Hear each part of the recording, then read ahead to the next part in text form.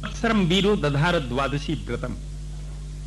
ये एकादशी व्रत जो द्वादशी में प्रविष्ट हो जाए उसी को करते द्वादशी व्रत।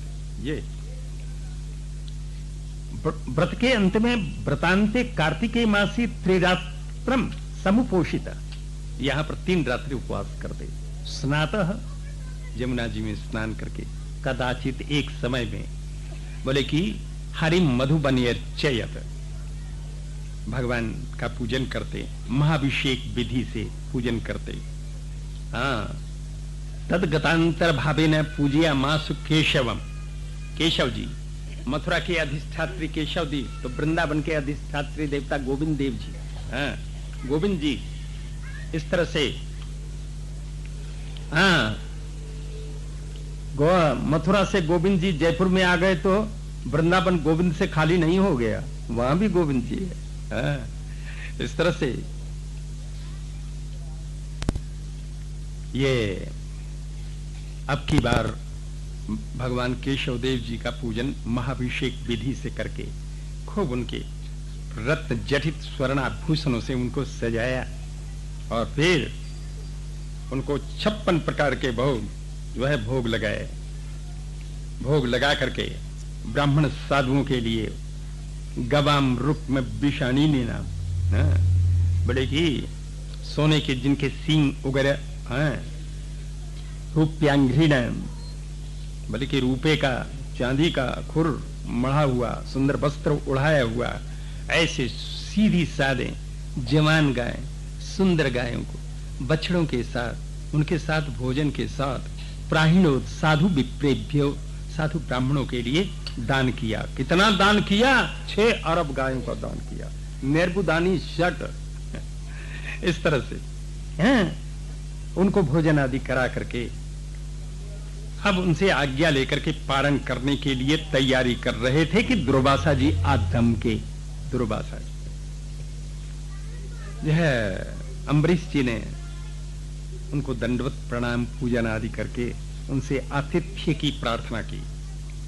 प्रभु भोजन, बोले कि भैया जरूर भोजन करूंगा, लेकिन अभी थोड़ा मेरा आवश्यक कृत्य रह गया है, मैं जमुना जी में जाकर के स्नान करके वो कृत्य पूर्ण करके मैं आता हूं, तब तक मेरी प्रतीक्षा करो। दुर्वासा जी गए, जमुना जी में स्नान करके अपना अपनी लंबी पूजा खोल दी। पूजा 3 प्रकार की, छोटी बड़ी मझोल, जैसा मौका देखिए वैसा दीजिए खोल। तो दुर्वासा जी ने अपनी जो है लंबी पूजा खोल दी, इधर परवाह नहीं की कि उसके पारण का समय निकला जा रहा है। तब जो है अम्बरीश जी ने ब्राह्मणों से पूछा, महाराज क्या करना चाहिए? बोले कि जल से पारण कर सकते हैं, जल अन्न में भी है, अन्न में नहीं भी है, जल से पारण कर सकते हैं। तो भगवान का चरण उदक पान कर लिया। जब दुर्वासा जी आए, जान लिया इसने पारण कर लिया, हमारे क्रोध के मारे दांतों को पीसते हुए, हटक काटते हुए, बड़े की तू भगत बनता है। बोले कि ये कहाँ का नियम है? एक ब्राह्मण को निमंत्रण दे करके और पहले उसके भोजन कर लेना। अभी बताता हूं। बस एक जटा उखाड़ करके और जोर से जो पृथ्वी पर पटका, उसमें से एक राक्षसी कृत्या प्रकट हो गई। कृत्या भयंकर आकृति, उसकी हाथ में तलवार लेकर के, और जैसे अम्बरीश जी पर प्रहार करना चाहा कि अम्बरीश जी की रक्षा में भगवान सुदर्शन, ये कोई मानव असावधान हो सकता है, लेकिन चक्रराज सुदर्शन असावधान नहीं, आकर के और इस कृत्या को जला जिलो करके राख बना दिया। अब दुर्वासा जी के पीछे पड़े।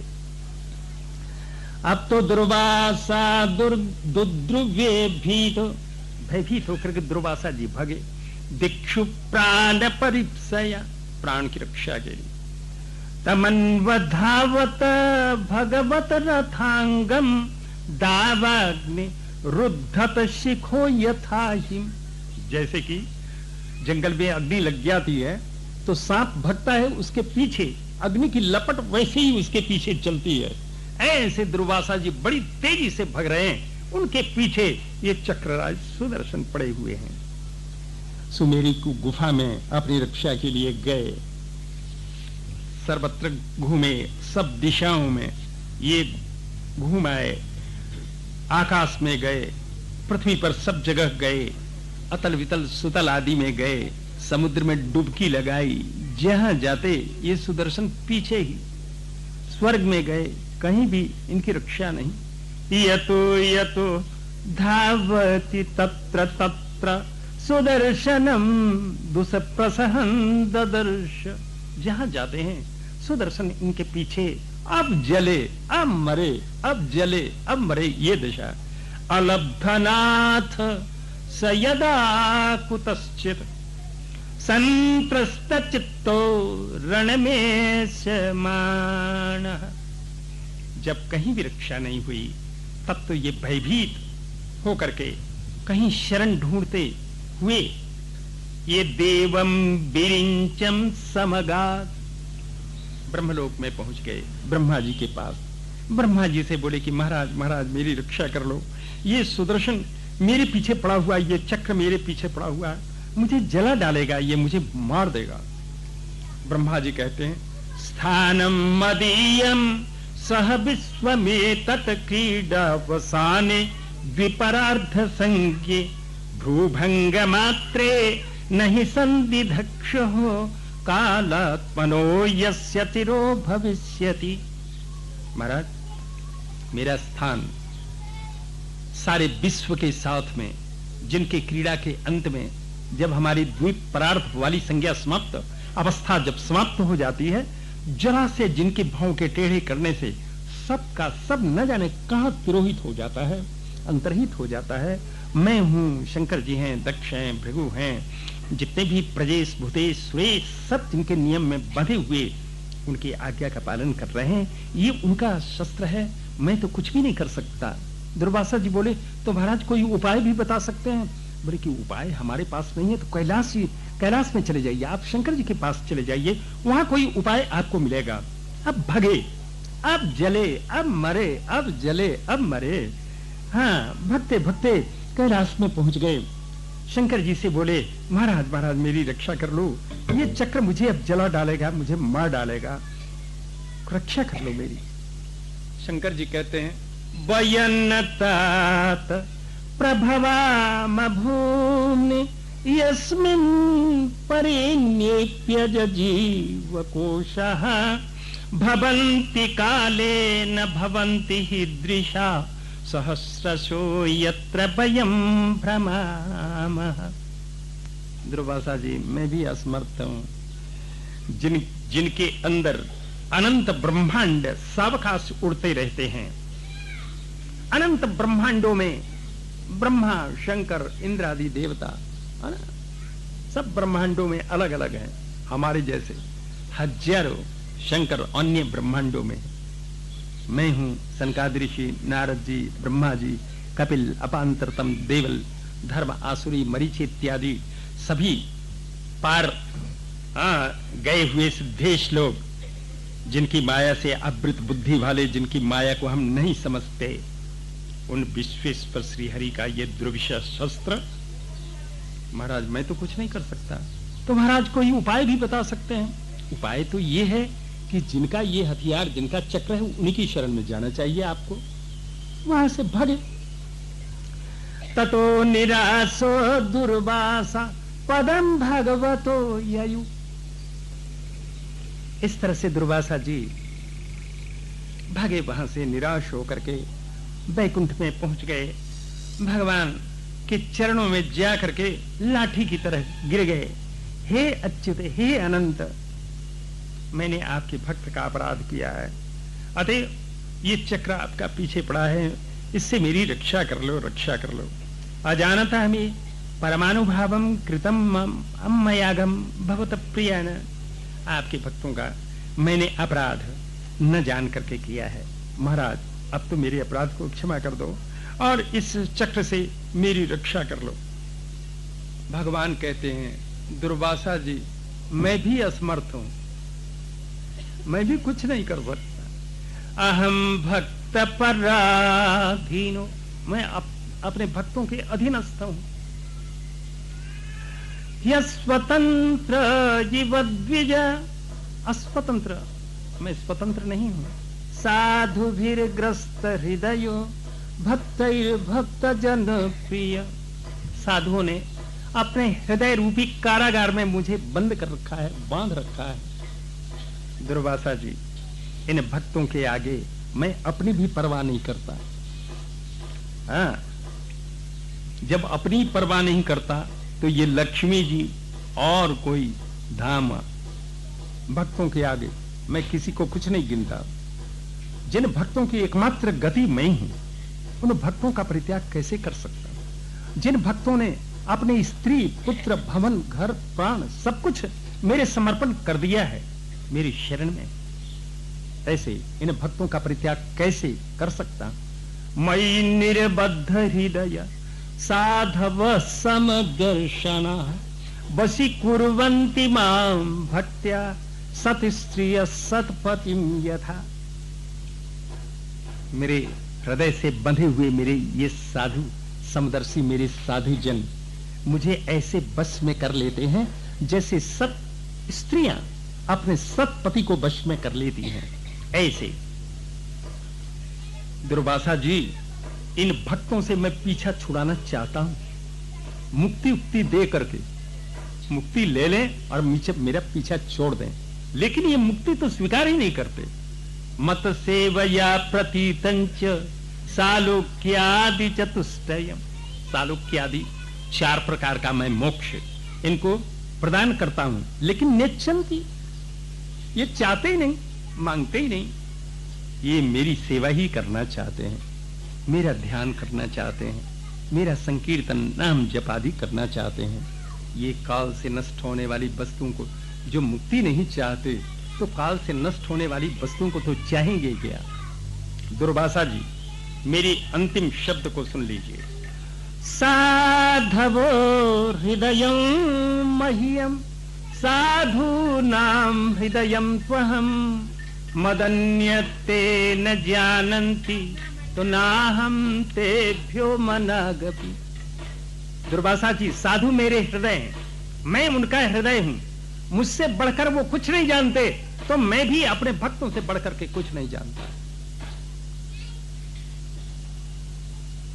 तो महाराज, ये चक्र मुझे ऐसे ही दग्ध कर देगा, जला देगा, मुझे प्राण छोड़ना पड़ेगा। नहीं नहीं, मैं आपको उपाय बता सकता हूं, उपाय बता सकता हूं। उपाय यह है कि जिसका आपने अपराध किया है उसकी शरण में जाना पड़ेगा। जिसका आपने अपराध किया है उसकी शरण में जाइए।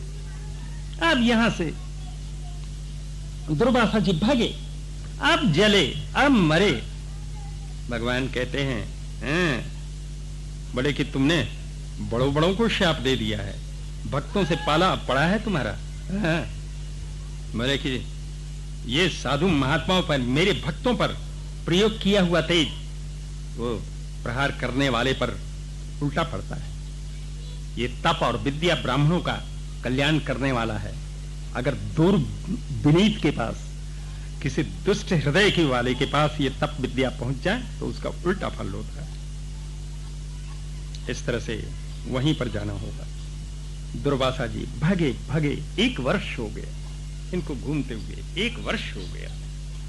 तो अम्बरीश जी भी जिस स्थान पर जिस रीति से खड़े थे 1 वर्ष तक खड़े रहे, हाथ जोड़े हुए, सिर झुकाए हुए, बस वहीं पर खड़े रहे। जबकि जा करके लाठी की तरह अम्बरीश के चरणों में गिर गए। तत्पादौ दुःखितो गृहीत। लेकिन ये क्षत्रिय हैं, दुर्वासा जी ब्राह्मण हैं, उनको उठा करके छाती से लगाया। भक्तों में बदले की भावना नहीं होती। बोले कि जो हृदय भगवान का घर है, यहां पर प्रकृति के अन्य दोष उनको स्थान नहीं। हृदय में स्थान कहां? वहां पर तो भगवान का निज मंदिर बना हुआ है। उस मंदिर में ये कूड़े कचड़े कैसे आ सकते हैं? अतएव इनको न तो किसी से इनका द्वेष होता है, बदले इत्यादि की भावना भक्तों में नहीं होती है।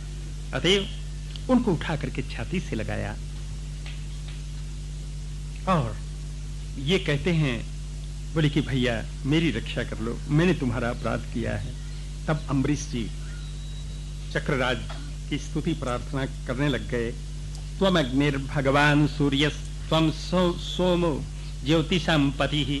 बोले कि महाराज आप ही तो अग्नि, आप ही सूर्य, आप ही चंद्रमा, आप ही ज्योतिर्गणों के पति, आप ही जल, आप ही पृथ्वी, आप ही आकाश, आप ही वायु, आप ही तन्मात्रा, आप ही इंद्रिय। सुदर्शन नमस्तुभ्यम सहस्रात् अच्युत प्रिय सर्वास्त्र घातिन विप्राय स्वस्ति भूया इडस्पते। महाराज हे सुदर्शन, आपको बार बार प्रणाम। हे सहस्रार, हे भगवान श्रीहरि के प्रिय, हे सब अस्त्रों के ऊपर विराजमान आप, ये ब्राह्मण आपके द्वारा स्वस्थ हो जाना चाहिए, आप इस पर कृपा कर दो। कहते ही अब भगवान सुदर्शन शीतल हो गए, ठंडे हो गए। हाँ, तब तो जो है बड़ी लंबी चौड़ी स्तुति प्रार्थना करके और भगवान सुदर्शन को शांत कर लिया। अब ये दुर्वासा जी कहने लग गए, अहो अनंत दासाना महत्वम दृष्ट मध्य में। बोले कि भगवान के प्रेमी भक्तों का मैंने महात्म्य आज जाना है, आज देखा है। बोले कि राजन, मैंने तुम्हारा अपराध किया, फिर भी मेरा मंगल ही मंगल चाहते हो। हाँ? दुर्वासा जी ने अब तक यही देखा है। हाँ? जो कि जिसने अपराध किया बदले में उसने उसका अपराध कर दिया। ये बदले की भावना इनमें भरी हुई थी। ये नहीं जानते कि भगवान के प्रेमी भक्तों के हृदय में बदले की भावना नहीं होती है। बोले कि तुम मेरा मंगल ही मंगल चाहते हो। हाँ? बोले कि निश्चय करके आज मैंने देखा तुम्हारे जैसे साधु क्या नहीं कर सकते, क्या नहीं त्याग कर सकते हैं, जो जीवन भर जिनने सतपथ ऋषभ भगवान श्रीहरि का ये संग्रह किया है, जिन भगवान श्रीहरि का नाम लेने मात्र से ये जीव निर्मल हो जाता है, वो तीर्थपद भगवान श्रीहरि जिस अपने भक्त के हृदय में विराज रहे हैं, उसका क्या कहना है। राजन, तुम्हारी कृपा मैं कभी भी भूल नहीं सकता। मेरे अपराध को पीठ पीछे करके मेरे प्राणों की तुमने रक्षा कर ली है। तब तो अम्बरीश जी ने उनका चरण पकड़ करके भोजन के लिए प्रार्थना की। हाँ, दुर्वासा जी आनंद से बैठ गए, उनको प्रेम से भोजन कराया और अम्बरीश का गुणगान करते हुए ये स्वर्ग की तरफ चले गए। हाँ, जो है हम एक इनकी समशील पत्नी की कथा को छोड़े आए हैं। बोले कि एक राजा की बेटी थी, राजकुमारी, उसने पत्र लिखा एक मंत्री के हाथ। बोले कि अम्बरीश जी के यहाँ पत्र लिखा कि मैं आपकी चरण दासी बनना चाहती हूँ, आपकी सेवा में रहना चाहती हूँ, कृपा करके मुझे स्वीकार करें, आपसे विवाह करना चाहती हूँ। मतलब ये तात्पर्य। मंत्री ने पत्र दिया। पत्र को पढ़ करके अम्बरीश जी बोले, हाजी महाराज, बोले कि मेरी और बिचारी पत्नियां हैं, रानियां हैं, वही मेरे दर्शन के लिए तड़पती रहती हैं, तरसती रहती हैं। एक दूसरा बलाए और मैं पाल लूं, ये मेरे बस की बात नहीं।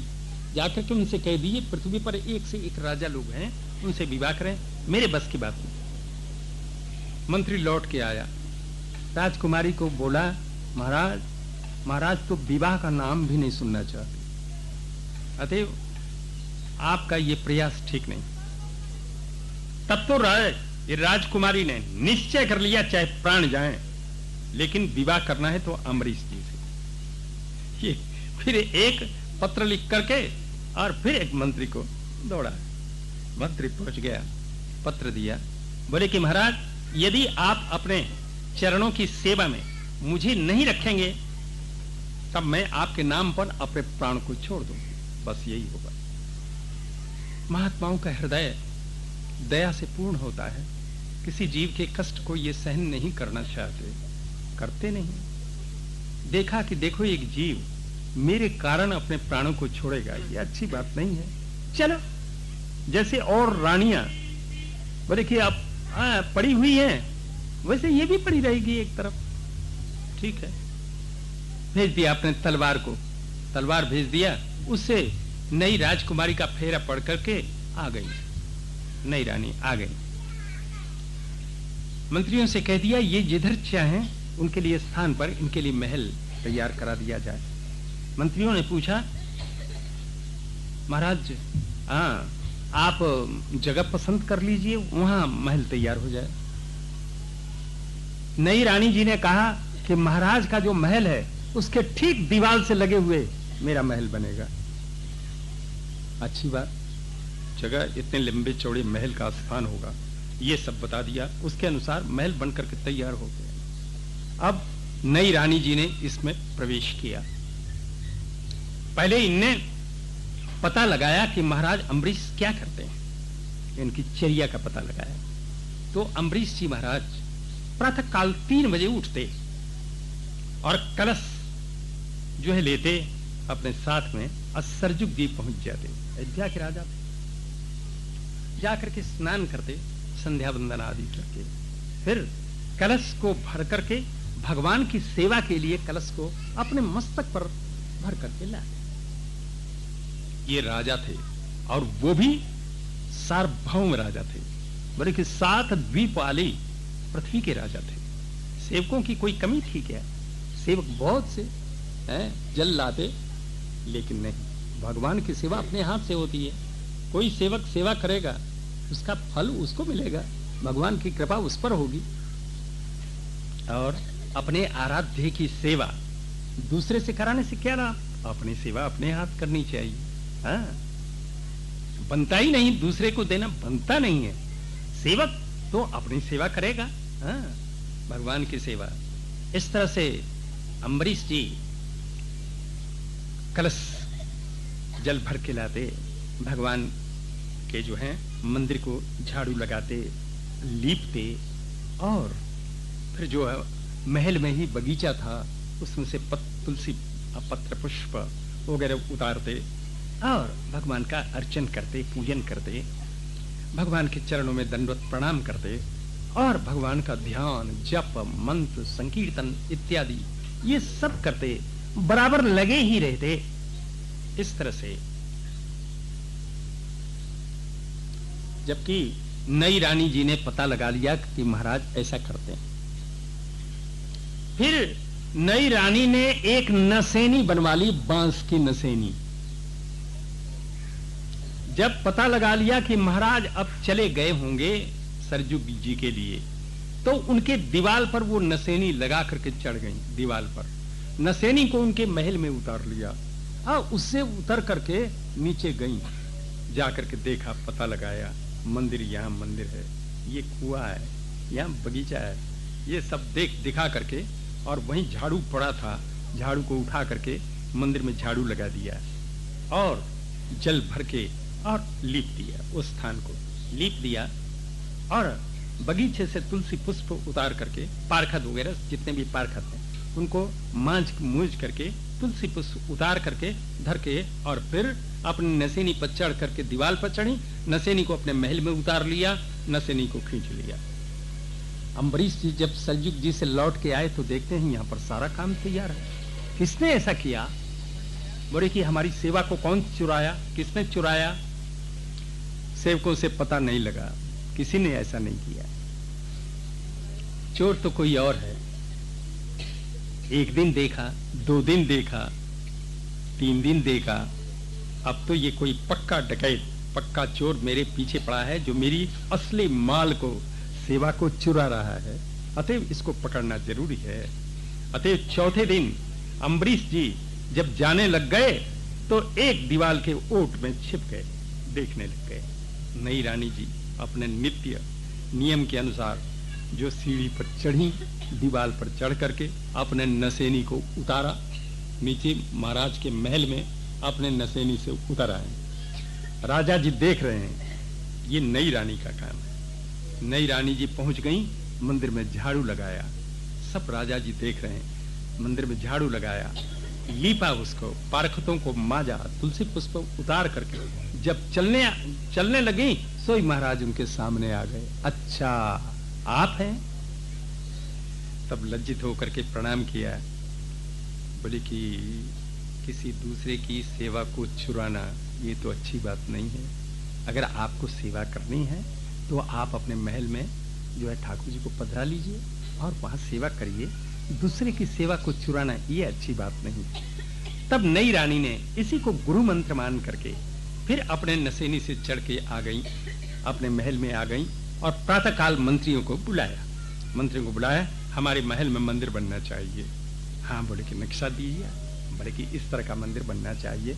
बात की बात में मंदिर तैयार हो गया। इतना विशाल मंदिर बना कि महाराजा का मंदिर एक कोने में आ जाए, बड़ा विशाल मंदिर बनवाया और ठाकुर जी को की प्रतिष्ठा हो गई। रानी जी सेवा करने लग गई। रानी जी सेवा करती, प्रातः काल बोले कि उठ करके अपने स्नान आदि से और ठाकुर जी की सेवा में लग जाती। जबकि मंगला जब होती तो मंगला के समय में ठाकुर जी को मंगला करके और श्रृंगार करती। श्रृंगार भोग लगता, तो भोग लगता तो मोतीचूर के लड्डू, 1-1 किलो के लड्डू ऐसे बनते। 1-1 किलो के लड्डू भगवान के आगे रखा जाता, भोग लगता। हाँ, भोग लगता। और जो भी दर्शनार्थी कोई आवे, नई रानी के ठाकुर जी के दर्शन के लिए छूट, कोई भी आओ दर्शन करो, और जो कोई आओ दर्शन करे उसको 1 लड्डू, 1 किलो का 1 लड्डू, एक में ही काम हो जाए। दर्शनार्थियों की भीड़ बढ़ने लग गई, झुंड के झुंड आने लग गए। अरे 1 किलो का लड्डू मिलता है, उसी में काम हो जाता है। हाँ, लड्डू भी जोरदार लड्डू, मोतीचूर का लड्डू, हाँ, शुद्ध घी का। इस तरह से दर्शनार्थियों की भीड़। और जबकि राजभोग लगता ठीक ही 11 बजे दिन में भोग लगता, कोई भी आओ, साधु संत कोई भी पंगत में बैठो, प्रसाद पाओ। 56 प्रकार का भोग रोज ही बनता, रोज प्रसाद पाओ। सब लोग आते, साधु महात्मा जो भी आओ, हाँ, प्रसाद पाओ आनंद से। सो नई रानी की चर्चा सब जगह, सारी अयोध्या में। अरे सेवा तो देखो नई रानी, राजा जी न जाने कौन से कोने में सेवा करते हैं, एक कणका का दर्शन आज तक नहीं हुआ। हाँ, नई रानी की सेवा देखो, 1 लड्डू ऐसा मिलता है कि उसी में काम हो जाए, फिर पाने वाने की कोई जरूरत ही नहीं। चारों तरफ चर्चा यही, महाराज के कानों में ये चर्चा पड़ी। महाराज ने कहा मेरे पड़ोस में ही रहती है, बड़ी प्रशंसा इसकी सुन रहे हैं, एक दिन देखना तो चाहिए कैसी सेवा करती है। हाँ, पड़ोस में ही है। महाराजा ने विचार करके संध्या के समय में अपने ठाकुर का शयन करा दिया। हाँ, फिर उसके बाद अपने चले। बोले कि सिपाही लोग महाराज को देख करके महाराजा जैसे आवाज लगाते हैं, सबको इशारे से चुप करते हुए, कोई नहीं बोलेगा, मौन, दबे पांव। अब पड़ोस में जो नई रानी का जो महल बना हुआ उसमें गए। उस समय नई रानी जी ठाकुर जी को ब्यारू भोग लगा करके, दूध पिला करके, शयन के पहले 2 पद का गान करती, 2 शयन पद का गान बीणा बजा करके और 2 पदों का गान करके तब ठाकुर जी को शयन कराती। पद गान में लग रही थी। महाराजा चुपचाप दबे पांव से जाके उनके पीछे खड़े हुए। बड़ा मधुर कंठ था। बस महाराज तो शरीर को भूल गए, बस उस गान में, और खड़े खड़े सुध-बुध सब भूल गए।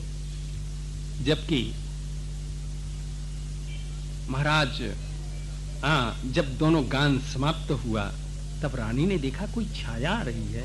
पीछे उलट के देखा, महाराज खड़े, उठ के खड़ी हो गई, चरणों में प्रणाम किया। महाराज बोले कि अजी आपने ये संगीत क्यों बंद कर दिया? बड़ा मधुर कंठ था, बड़ा आनंद आ रहा था, आपने बंद क्यों कर दिया? नई रानी बोले कि महाराज अब ठाकुर जी के शयन का समय हो गया है, शयन कराना है। तब अम्बरीश राजा की दृष्टि ठाकुर जी के ऊपर पड़ी, रो पड़े। अम्बरीश कहने लग गए कि आपको पाकर के मैं धन्य हो गया। बोले कि आपकी मेरी सेवा आपकी सेवा के शतांश में भी नहीं है। अब तो महाराज का नित्य नियम बन गया। अब तो रोज आते हैं, रोज, जबकि नई रानी का ठाकुर का दर्शन नहीं करते, चैन नहीं आती है। इस तरह से जब अब नियम हो गया, अब पुरानी रानियों ने सुना कि महाराज तो अब नई रानी के यहाँ पर रोज आते जाते, तब उनको सौतिया डाह हृदय में, एक मंत्री पहुंचा, मंत्री से रो रो के कहने लग गए, अब तो महाराज भगत वगत कुछ नहीं रहे, नई रानियों से, नई पत्नी से सबको प्रेम होता है ज्यादा। अब तो हम तो पुरानी पड़ गई, अब तो हमारी तरफ जो है फूटी आंख से भी राजा जी नहीं देखते, नई रानी के पास रोज आते हैं और जाते हैं। तब वो मंत्री बोला, ये आप लोगों का जो आरोप है महाराज पर, ये गलत है बिल्कुल। महाराज क्यों जाते हैं ये आप तलाश तो करिए। हाँ, क्यों जाते हैं? बोले कि देखिए, वो नई रानी जो है अपने अपने महल में उसने मंदिर बनवाया है, भगवान की प्रतिष्ठा कराई है, भगवान की सेवा करती है, उससे आकर्षित होकर के महाराज तब वहां जाते हैं। और महाराज का कोई प्रयोजन नहीं, केवल भक्ति से आकर्षित होकर के महाराज जाते हैं। अच्छा, ये बात है। तब तो पुरानी रानियों ने भी अपने अपने महल में मंदिर बनवाना शुरू किया, मंदिर बनवाया, भगवान को पधराया और सब सेवा में लग गए। तब तो महाराज उनके यहाँ भी जाने लग गए, उनके यहाँ भी जाने लग गए महाराज। अब अयोध्या की प्रजाओं ने सुना जहाँ मंदिर सेवा होती है वहां महाराज पधारा करते हैं, तो घर घर में मंदिर और घर घर में सेवा होने लग गई। ले अब महाराज जो है अम्बरीश घर घर में घूम घूम करके प्रजाओं को सुख प्रदान करने लग गए। चलो, बोले कि मेरी सेवा यही है भगवान की, सब जगह जाकर के दर्शन करना। इस तरह से अम्बरीश जी के राज्य में, अयोध्या में सारी प्रजा भगवान की सेवा में, भजन में लग रही थी। इस तरह से अम्बरीश जी के 3 पुत्र, विरूप, केतुमल,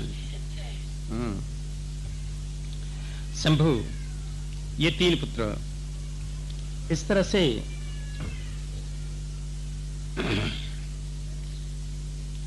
एक बार वैवस्वत मनु के छींक से इक्ष्वाकु नाम का पुत्र उत्पन्न हुआ। इक्ष्वाकु के विकुक्षी निमित्त दंडकादि ये 100 पुत्र हुए। उनमें से 25 जो है पूर्व भाग के राजा बने समुद्र पर्यंत, 25 पश्चिम भाग के राजा बने। विकुक्षी निमित्त दंडकादि ये जो हैं ये मध्य प्रदेश के राजा हुए। इस तरह से एक बार अष्टका श्राद्ध में मांस लेने के लिए विकुक्षी को भेजा। मांस का क्या अर्थ मांस का क्या तात्पर्य? मांस से कहीं श्राद्ध होता है? नहीं नहीं, मांस का अर्थ समझना चाहिए। दूसरी बात है, एक उपरिचर नाम के पहले राजा हो गए। उपरिचर, एक बार ऋषियों में और देवताओं में विवाद छिड़ गया। मांस का अर्थ ऋषि लोग बीज करते थे, मांस का अर्थ बीज है, और देवता लोग मांस का अर्थ पशु मांस करते। शास्त्रार्थ छिड़ा। हाँ, बहुत दिन तक शास्त्रार्थ चलता रहा। हाँ? तो अब जो है देवताओं ने, ऋषियों ने कहा बिना मध्यस्थ के काम नहीं चलेगा, मध्यस्थ कोई चाहिए। देवताओं ने कहा कि महाराज अब मध्यस्थ अगर रखना है तो हम मध्यस्थ को हम लोग बतलाएं। बोले कि बताइए। बोले कि ये उपरिचर नाम के राजा जो सारे सैनिकों के साथ में आकाश मार्ग से चलते हैं, ये इनको मध्यस्थ बनाया जाए। ऋषियों ने कहा मध्यस्थ कोई भी बनो, अगर गलत कहेगा हम उसकी बात को स्वीकार नहीं करेंगे। हाँ महाराज, चलिए। वो परिचर राजा को मध्यस्थ बना दिया गया। लेकिन ये देवताओं की कृपा से आकाश मार्ग से गमन करने की इनको शक्ति प्राप्त थी, देवताओं की कृपा से। अतएव इनने देवताओं का ही पक्ष लिया। तो ऋषि बिगड़ उठे, बिगड़ गए और उपरिचर राजा को शाप दे दिया, अब तुम आकाश मार्ग से नहीं जा सकते, तो पृथ्वी पर भी नहीं चल सकते, आकाश में भी नहीं जा सकते, पृथ्वी पर भी नहीं चल सकते। ये शाप दे दिया। तब देवताओं को झुकना पड़ा। देवताओं ने माना कि मांस का अर्थ बीज ही है, मांस अर्थ नहीं। तब कृपा करके ऋषियों ने यज्ञ कुंड के मध्य भाग में बड़े की उपरिचर राजा को स्थान दिया, और जो है पूर्णाहुति के पश्चात जो वसुधारा होता है, वो वसुधारा का घृत का भोजन उन उपरिचर राजा को मिलता है। ये पुराणों की कथा है ये इस तरह से। अतएव जब से ये निश्चय हो गया मांस का अर्थ बीज है हाँ, उसमें से कुछ भक्षण कर लिया, अतएव इनको देश निकाल के लिए दंड दे दिया। ये चले गए अपना भजन करके, अपने शरीर का परित्याग कर दिया, भगवान श्री हरि को प्राप्त हो गए।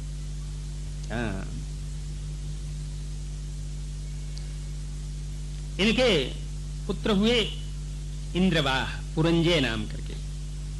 इंद्रवाह इनका, काकुत्स्थ भी नाम पड़ा, काकुत्स्थ इंद्रवाह नाम कैसे पड़ा? बोले कि एक बार देवता लोग इनको जब असुरों से युद्ध हो रहा था तो इनसे सहायता मांगी। ये बोले कि इंद्र अगर बैल बन जाए और उनके काकुत मतलब टीले पर बैठ करके मैं युद्ध करूंगा और असुरों को परास्त कर दूंगा। पहले तो स्वीकार नहीं किया, लेकिन फिर देवताओं के कहने पर इंद्र ने स्वीकार कर लिया। तब से इनका नाम, पुरंजय का नाम इंद्रबाह हो गया। इनका नाम काकुत पर बैठ करके युद्ध किया, काकुत्स्था ये नाम पड़ गया। इस तरह से इसके बाद पुरंजय के अनेन पुत्र हुए। उनके पृथु, उनके विश्वरंधी, उनके चंद्र, उनके युवनाश्व हुए। उनके सावस्त जिनने सावस्तीपुरी बसाई। हाँ, सावस्त के हुए बृहदश्व, उनके कुवलाश्व। कुवलाश्व जी के 21,000 बेटा थे। उन्हें उत्तंग ऋषि को एक धुंधु नाम का असुर बहुत परेशान करता था, अतः उनका वध करने के लिए 21,000 पुत्रों को भेजा। लेकिन ये धुंधु ने अपने मुंह से ऐसी अग्नि बमन की कि सब के सब जल करके राख हो गए। 3 बच गए केवल, बस वो भगा। इस तरह से उनमें से जो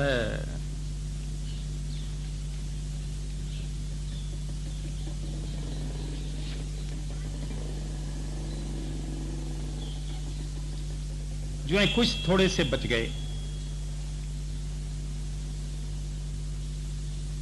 कोलास्व, दृढ़ास्व ऐसे ही बच गए। एक हो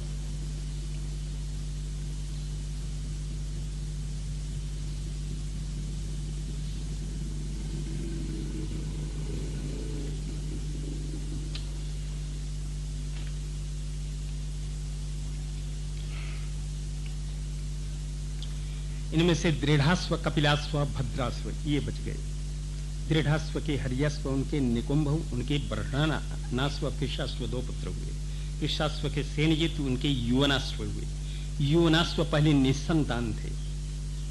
इनकी 100 रानियां थीं, संतान कोई नहीं हुआ, इसलिए विरक्त होकर के ये वन में चले गए।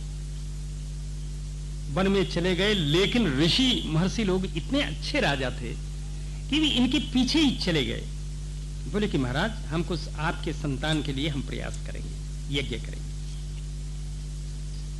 तो ऋषि महर्षियों ने इनके लिए पुत्रष्टि यज्ञ किया। यज्ञ में राजा रानी को पिलाने के लिए घड़े में जल अभिमंत्रित करके रख दिया। प्रातः काल रानी को पिलाया जाएगा कि राजा जी को रात में लगी प्यास, अब वो घड़े का जल जा करके पी गए। सो राजा जी के पेट में बच्चा, राजा जी के पेट में बच्चा, समय पा करके बड़ा बच्चा हो करके और उनके दहने कोख को फाड़ के निकल आया। लेकिन ऋषियों ने राजा जी को मरने नहीं दिया, शीघ्र ही टाके वाके लगा करके पट्टी कर दी। सो राजा जी का घाव ठीक ठाक हो गया। अब ये कंधास्यति कुमारो यम, ये बालक किसका दूध पिएगा, किसका दूध पिए? अब ये बालक स्तन्यम रोरुयति भृशम, ये बालक रो रहा है। तो इंद्र ने अपनी प्रादेशिनी उंगली उसके मुंह में डाल दिया। बोले कि मान धाता वत्सम मारोदी, बोले कि बालक रो मत, मुझे पियो। उंगली अपनी डाल दी। इस तरह से मानधाता कहने से ये मानधाता इनका नाम पड़ गया। अयोध्या के राजा मानधाता, बड़े बलवान, बड़े वीर, इनको त्रसदस्यु भी कहते हैं। रावण आदि इनके डर के मारे अयोध्या के बीच से इनके समय में कभी नहीं गए। हाँ, ये रावण आदि इनसे भयभीत रहते, डरते, अतएव त्रसदस्यु इनका नाम था। दस्यु रावण आदि उनसे डरते रहते। ये मानधाता जी लवणासुर से ये मारे गए। वैसे ये मानधाता जी जब थे, मानधाता की 3 तो बेटा थे, पुरुकुत्स, अम्बरीश और मुचकुंद, ये 3 बेटा और 50 बेटियां थी। 50 बेटी, सबका विवाह सौभरी जी से हुआ। सौभरी कौन थे? सौभरी जी से विवाह हुआ।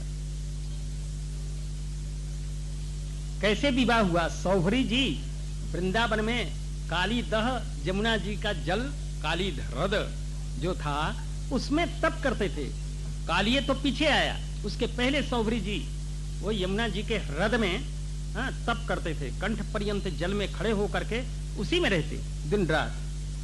बल मलमूत्र का त्याग करने के लिए बाहर निकलते, बाकी उसी में रहते। खाते पुते कुछ थे ही नहीं, तप करते, तपस्या करते। हाँ, अतएव